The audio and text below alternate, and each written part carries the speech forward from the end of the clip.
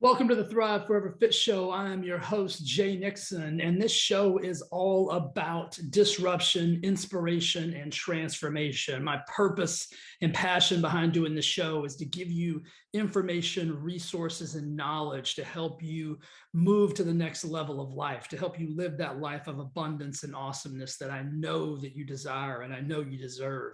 And so what we're going to do with each and every episode is bring you an action-packed, detailed oriented, systematic approach to living your best life. Now, today's episode is sponsored by Thrive Elite Greens. Thrive Elite Greens is the best tasting, most electrifying, immune boosting supplement on the market today. I use it every single day to break my fast. One serving provides you with 12 to 15 servings of fruits and vegetables. And if you're anything like me, you don't even get close to the amount of fruits and veggies that you need on a daily basis. All you have to do is go to thriveforeverfit.com, click the shop button, scroll down. You'll see the Elite Greens along with all the other supplements that I offer. I promise you it is delicious, nutritious, and amazing for your body and your immune system as a whole. We're coming into that time of year, that season where people start to get a little down in the dumps with their immune systems, sicknesses and illnesses and all of those things. So do everything you can to fortify that with the nutrients you need to make yourself as healthy as you can possibly be. All right, guys, let's get to the show. What diet are you on now? That phrase has been said probably 1 trillion or whatever the number bigger than a trillion is times since the beginning of time. It's the most ridiculous statement that I can think of for a couple of reasons. And today we're going to talk about why that is. I want you to think about something really quick. And that's what today's episode is going to do. It is hopefully going to make you think about the word diet differently and food differently for that matter. I want you to just pause really quick and listen to the next sentence that comes out of my mouth. Eating unhealthy has become so common that when someone starts eating healthy, it's instantly labeled a diet. Now, how crazy is that? If someone simply says, oh, hey, what do you eat? And they're like, oh, well, I eat proteins, healthy proteins, good fats, some really smart, intelligent, healthy carbohydrates. They're like, oh, what diet is that? Well, that's not a diet, bro. That's like life. That's what we should all be eating. Nobody ever says like, oh, hey, what diet are you on? Well, I go to McDonald's and I go to Taco Bell and I eat potato chips and bagged foods and all that. That's considered commonality in the world that we live in. We have to label everything like the paleo diet. No, that's simply just eating like an intelligent human being. The Mediterranean diet, you just like fish and shit, homie. Like that's not a diet. It's like we have to proclaim veganism and vegetarianism and carnivorism and all of those things. Those aren't diets. Those are just intelligent ways of eating. But most of us are so delusional in our way of thinking when it comes to food that we deem anything that is healthy a diet. Shouldn't it be the other way around? Shouldn't that be the norm and the other way around? Like if you eat bagged, processed, chemicalized food or fake food substances, for lack of a better term. Like, I don't even know if you guys know this, but like when you go to they did a study on this a while back. When you go to a place like the sandwich shops, like they did studies on the bread that they use, and it's not even bread.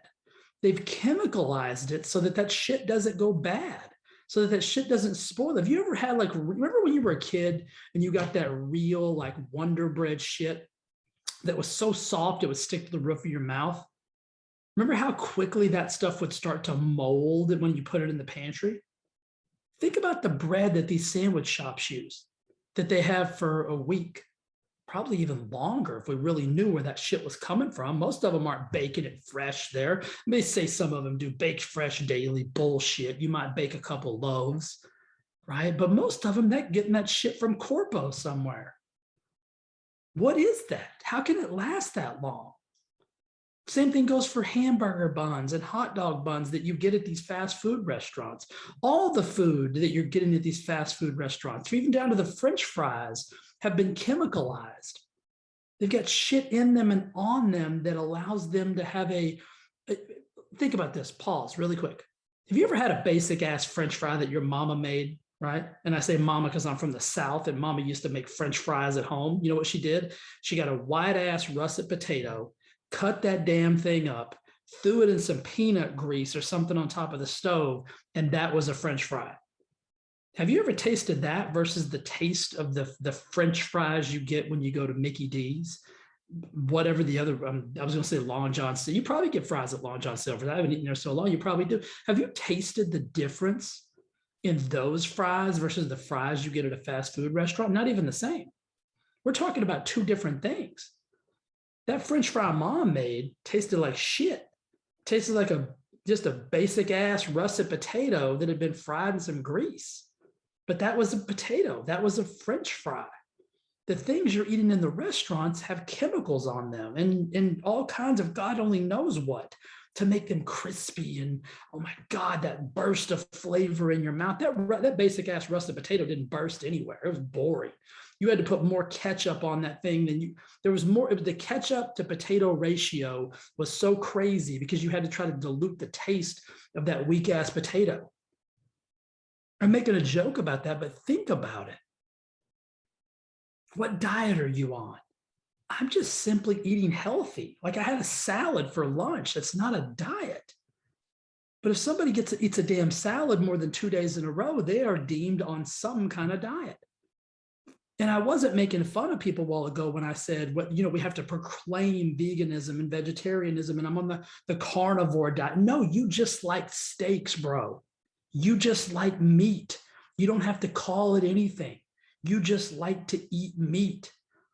And the flip side, if you just like veggies, like why does it need to be anything? And why does it have to be a proclamation of like, this is who I put it on my Instagram profile. I'm 100% vegan.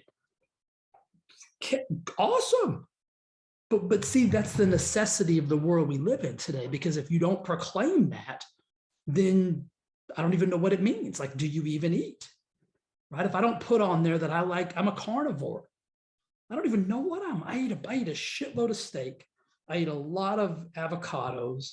I eat fish. I eat some veggies. I don't even know what, I got to come up with a name for that, evidently. Can it just be eating like a civilized, intelligent human being? But if you stop eating nonsense, the world we live in today proclaims that you must be on a diet. And can you see why the broken system has our mental processes when it comes to food fractured? Why we're confused and overwhelmed and out of control with food? Because we deem anything that's healthy as diet food. When did that happen? If you really think about it, it's our grandparents' grandparents just ate food. Like they just ate real. I mean, even the homemade biscuits that my grandmother made had like 2 or 3 ingredients in them. Right? If you look on the back of a biscuit in a damn store, that thing will have like 17 ingredients in it. So we've just changed the way they've changed our definition and our view of what food really is. I mean, they didn't eat out of boxes and bags and things that lasted on shelves for generations. So even if we did eat more sweets than we probably should be eating, right? Even if we did do that, we wouldn't be in the places and spaces that we are today, but because it's all predicated on this influx of fake food. None of us are even eating real food anymore. Everything is processed and bagged and chemicalized and made in the laboratory and has this additive and that additive and this preservative. And now even the animals that we're eating have these weird things that they're being ingested with. And hey, vegetarians and vegans, don't think you're off the hook. Your veggies are being inundated with these chemicals to make them drought resistant and bug resistant and make them grow big and tall. And like I grew up on a farm. Like we grew corn, we grew potatoes, and we grew squash and okra and all kind of stuff. And I'm telling you, I've never seen food but the food we used to get from that garden did not look like the food you get in the stores now. These big ass pieces of corn or these tomatoes that are the size of your head and they're perfectly colored. I mean, these things were bugs that nibbled on them a little bit. They were kind of brown on this side because the sun was hitting them a little too hard. You know what I mean? You know what I'm talking about? Like if you grew up on any kind of farm, you've ever seen that happen, like that's not the shit you're getting in the store. That shit has been processed and chemicalized and protected so that it can show up in the store and be gorgeous, because we're this society of people. Well, if that apple is not perfect, I won't eat it or I won't buy it. But back to the diet and the delusionalism, probably not a word, but it should be. The delusionalism that we're living in right now about food and what it is. I had a client come in on Saturday and she said, Jay, why is sugar not classified as a narcotic? And I said, it's a very good question. It actually should be. There's actually even enough data to show that the physiological and the psychological effects that sugar has on the body and the brain are vastly in the same vein as a lot of quote unquote illegal drugs. And so if you don't think you're addicted to that white powdery substance that everything on the planet is made from these days, well, then you're crazy, right? And it could be the sugar effect in your brain. But if you think about it, eating unhealthy is so common. It's our norm that when someone starts to eat healthy, and by healthy, I mean has a salad, eats a piece of meat or fish or chicken, and has some vegetables with it, and maybe a little bit of avocado and a little bit of pepper and sea salt. Like that is a diet dish now. That's crazy. That's not a diet dish. That's just food, right? In today's world, if something's not covered in sauces and doesn't have something fried or baked or bready or nacho cheese infused, whatever, then it's a diet food. So wouldn't things just be different? Let me ask you a quick question. What if we just changed our perspective? What if we just changed the way we thought about food? And we stopped this delusional thinking that that plate of food I just described is a diet food, is a diet plate. And what if we just started thinking like, that's normal food and everything else is a diet. It's just a really unhealthy diet. Like that overload of fast food, that overload of boxed and bagged and processed food, that's the diet. It's just a really shitty one. So most Americans are on a diet. It just happens to be one that is killing them on a daily basis. And those people that have decided that they don't want to be on that train should not be looked at as the dieters or the people that are the crazy ones. You're actually the ones that are making really healthy, positive, powerful decisions about your life. So we've got to change our way of thinking. We've got to get out of this dieter's mentality and this dieter's delusion that eating good, nutritious, notice the word I use is there, nutritious. Like the things that most of you guys are consuming are not nutritious at all. The things that most of you guys consuming aren't even food. They're fake foods. And I'm talking right down to the potato chips. If you look at these labels, the food that you're eating, and listen, I'm not advocating for don't enjoy your life and don't have those treats and things of that nature. But what I'm saying, when that makes up 90% of your intake, you're the one on the diet. It's just a crappy diet. It's a diet filled with disease states, explosions. I said to this client the other day, the one that came and talked about the sugar, and I said, if they put a moratorium on our ability to eat sugar for 6 months, 6 months to a year, they said, hey, no sugar. Nobody can make anything with sugar in it. You can't have sugar. And I'm not talking about naturally occurring. Let's don't get crazy and I'll fall off the chair. I'm talking about this. I'm talking about all the copious amounts of nonsense of sugar that we're ingesting on a daily basis. If we just stop that and we, God, yeah, we almost used a crazy word, and we encouraged people to eat real food for 6 months to a year, you would watch weights come down drastically. You would see obesity start to decline. You would see heart disease. You'd see diabetes. You'd see cancer. You'd see all of these disease states starts to plummet. That is how closely tied sugar and poor nutritional health are tied to these disease states. But you're never going to see a commercial about that. You're never going to hear anybody tell you, hey, stop eating all that freaking sugar. The people that you listen to anyway. Your doctor's probably not even going to tell you because he's addicted or she's addicted to sugar. And they're going to proclaim, hey, you need to go on a diet. Isn't that what your doctor would tell you? Hey, you need to go on a diet. Really? What does that mean? Right? And so that's where the craziness has gotten. And like you guys have heard me say this a billion times, the health, wellness, and the quote unquote diet industry is a $5 trillion industry, guys.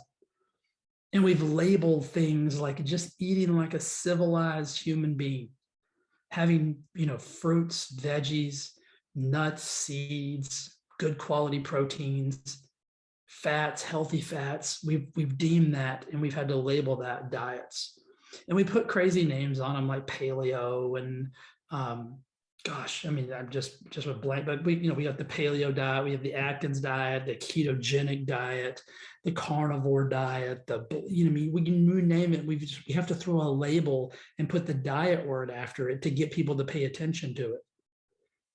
See, the word diet in and of itself is just a marketer's dream, because all you have to do is throw the word diet on anything. It could be on a food product, it could be on a supplement, it could be on a book, it could be, the next doctor who's tired of really practicing medicine, so he comes out as this nutritional guru, even though doctors take about an hour and a half of nutritional classes when they're in college or when they're getting their doctor's degree. They come out and they're just, look at Dr. Oz, who, geez, I mean, that dude's so far off the reservation. I mean, I don't even know if he can come back now. But it's just a marketing term. The diet word is simply a marketing term used to fool and trick you into thinking that eating whole, real, nutritious, intelligent food is somehow abnormal. And that if you want to lose weight, that you've got to follow this diet. All you have to do to lose weight is just start to think differently. I know that sounds crazy, but if you don't start to think differently about food, then nothing you do is going to be sustainable. If you view eating intelligently, right, eating smart carbohydrates in a smart volume, eating good healthy fats in a smart volume, eating good high quality proteins in a smart volume and quantity, if you view that as a diet, then you will never have long-term success. And I do not say that to hurt your feelings, to derail you or make you think that you're not going to be, it just is what it is. Because what's going to happen is if you don't start to view that as like just normal eating, then you're always going to fall back to that quote unquote unhealthy diet that everybody else is on, that you've been on for years, eating out of boxes and bags and all of those things. And so that's going to be the revolving circle, and you're going to be part of the $5 trillion roller coaster for the rest of your life. So if you really want to get off that ride, you've got to start using different language. You're not on a diet. Like what I do in the Thrive Forever Fit program, I do not say the diet word, and I encourage my clients to never use the D word. When somebody says, hey, what diet are you on? I encourage them to say, I'm not on a diet. I'm actually eating for a healthy lifestyle. I'm eating to be healthy and fit for the rest of my life, because it's not a diet. See, the delusion is that you need to be on a diet to lose weight. And again, that goes back to the marketing and the billions and billions and billions of people who have tried diets and failed.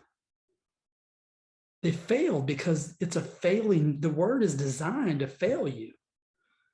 But if you just started eating for a healthy life and you consider this to be your lifestyle, well, that's not a failing formula. that's something you can sustain forever just based on the way that it's designed. It's why I named my business what I named it, the Thrive Forever Fit program, right? Everything I do, the Thrive Forever Fit show, because we have to start doing things that are forever for us. And diets aren't sustainable and they're not maintainable.